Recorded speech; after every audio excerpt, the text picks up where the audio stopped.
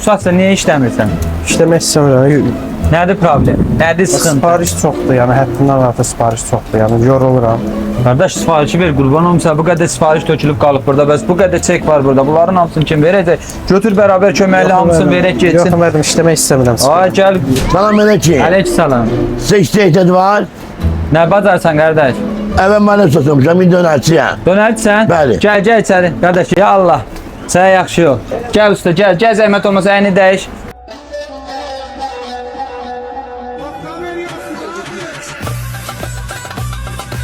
Ay usta, bax mənim pis vəziyyətə qoyma ha, bax. Narahat olma. Narahat olma.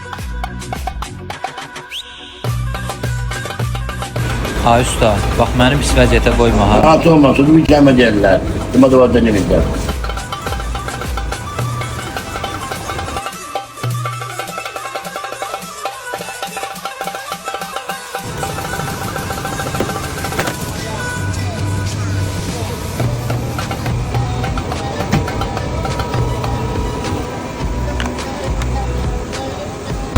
Hazırdır, gel götürün.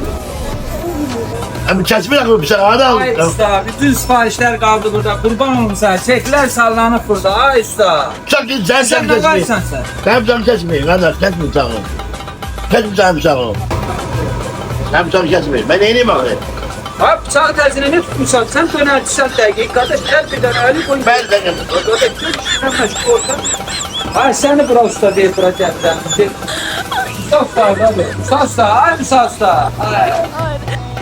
Çalışın hər kəsi usta deyib işə götürməyin.